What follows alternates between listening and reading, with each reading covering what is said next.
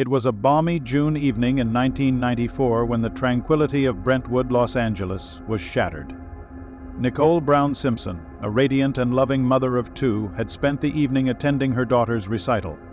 Later that night, her lifeless body was discovered outside her condominium alongside Ronald Goldman, a young restaurant waiter known for his kindness and ambition. The scene was gruesome. Blood pooled on the ground and signs of a violent struggle were evident. Nicole had been brutally stabbed, her throat slashed so deeply it was nearly severed. Ronald's body bore multiple defensive wounds, suggesting he fought valiantly against the attacker. Police were left to piece together what had transpired in this horrifying double homicide. As the investigation unfolded, suspicion quickly turned to Nicole's ex-husband, O.J. Simpson, the charismatic former football star turned actor. Their tumultuous relationship had been well documented, marked by allegations of domestic violence. But could this icon of American sports have committed such a heinous act? On June 17, O.P. became the center of a media frenzy. Instead of surrendering to authorities, he led police on a low-speed chase across Los Angeles freeways in a white Ford Bronco, driven by his friend Al Callings. Millions watched the surreal spectacle live on television, a moment that would forever define the case. Trial, the nation was riveted. The defense team, famously dubbed the Dream Team, argued O.G.'s innocence, pointing to alleged mishandling of evidence by the LAPD and racial bias within the investigation. Prosecutors presented damning evidence, including blood matching O.G.'s, DNA found at the crime scene and in his Bronco. The infamous glove, discovered at his property, became a focal point. "If it doesn't fit, you must acquit," defense attorney Johnny Cochran declared. The trial ended in October 1995 with a verdict of not guilty. O.G. Simpson walked free, but the public remained divided. To some, he was a man wrongfully accused. To others, he was guilty, the beneficiary of a flawed justice system. Nicole and Ron's murders remain an indelible part of America's collective memory, a tragic story of lives cut short and a justice system that left many questions unanswered. On a crisp January morning in 1947, the quiet streets of Leimert Park, Los Angeles, became the backdrop for a discovery that would haunt the city for decades. Betty Bersinger, a young mother, was out for a walk with her 3-year-old daughter when she noticed something unusual in a nearby vacant lot. At first she thought it was a discarded mannequin, its pale form lying eerily still in the grass. But as she drew closer, the horrifying truth emerged. It was the mutilated body of a young woman, bisected at the waist.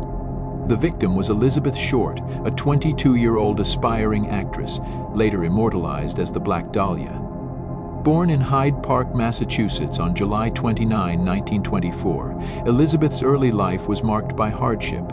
Her father abandoned the family when she was a child, leaving her mother to raise 5 daughters alone. Drawn by the allure of the silver screen, Elizabeth moved to Los Angeles in the 1940s, hoping to achieve stardom. With her striking beauty, alabaster skin, and signature jet black hair, she captured attention wherever she went. But life in Hollywood was far from glamorous for Elizabeth. Struggling to make ends meet, she drifted between odd jobs, boarding houses, and short-lived relationships. Friends described her as friendly and ambitious, but her transient lifestyle made her vulnerable.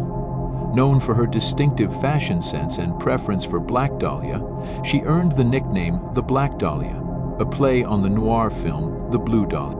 Elizabeth was last seen alive on the evening of January 9, 1947. She had been at the Biltmore Hotel in downtown Los Angeles, reportedly meeting a man whose identity remains unknown. 6 days later, her body was discovered in the vacant lot, and the details of her death shocked even seasoned detectives.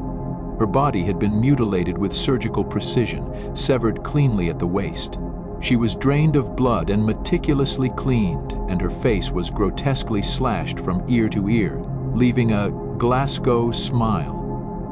Her body had been posed deliberately, her arms raised above her head and her legs spread apart.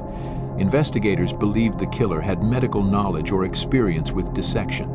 The murder quickly became front-page news, with tabloids sensationalizing every aspect of Elizabeth's life and death.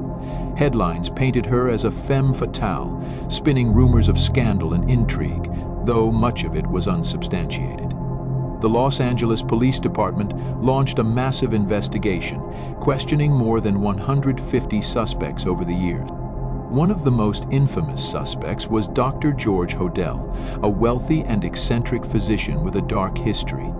Decades later, his own son, Steve Hodel, a former LAPD detective, alleged that his father had committed the murder, citing circumstantial evidence from the family home. However, no charges were ever filed against Hodel or anyone else. Elizabeth's murder remains one of America's most infamous unsolved cases. The lack of justice has only fueled its mystique, inspiring countless books, films, and theories. To this day, the Black Dahlia is a haunting symbol of Hollywood's dark underbelly, a city where dreams of stardom can collide with danger and despair. Elizabeth Short's tragic end reminds us of the fragility of hope and the hidden darkness lurking behind the bright lights of Tinseltown. Though her life was cut short, her story endures, a chilling legacy of beauty, ambition, and the shadows of fame.